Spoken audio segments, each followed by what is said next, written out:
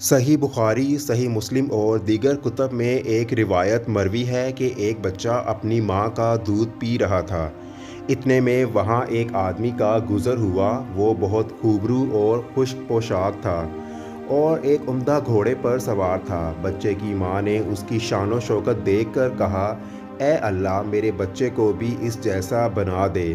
بچہ فوراً ماں کی چھاتی چھوڑ کر اس آدمی کی طرف دیکھنے لگا، پھر بولا، اے اللہ، مجھے اس آدمی کی طرح ہرگز نہ بنانا۔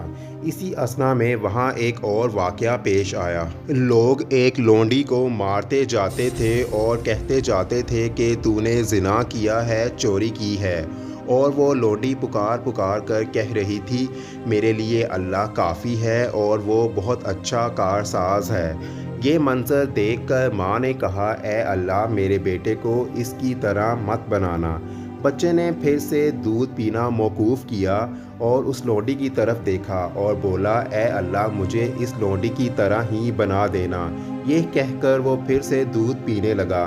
اس کی ماں نے کہا، ارے بچے، ایک اچھی صورت والا باوقار آدمی گزرا تو میں نے دعا کی کہ اے اللہ، میرے بچے کو اس کی طرح بنا، مگر تو نے کہا کہ اے اللہ، مجھے اس کی طرح مت بنانا۔ اور پھر ایک لونڈی کی پٹائی کرتے ہوئے لوگ وہاں سے گزرے۔ وہ اس سے کہہ رہے تھے کہ تو نے زنا کیا ہے، چوری کی ہے۔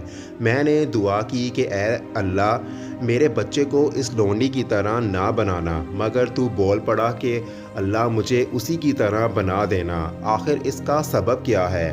بچہ کہنے لگا، وہ آدمی جو شان و شوکت کے ساتھ گھوڑے پر سوار ہو کر جا رہا تھا، وہ ظالم اور جابر تھا، اس لیے میں نے کہا کہ اے اللہ، مجھے اس کی طرح ظالم آدمی ہرگز نہ بنانا۔ اور وہ لونڈی جس کو لوگ مار رہے تھے اور کہہ رہے تھے کہ تو نے زنا کیا ہے، چوری کی ہے، تو وہ سراسر جھوٹ اور الزام تھا۔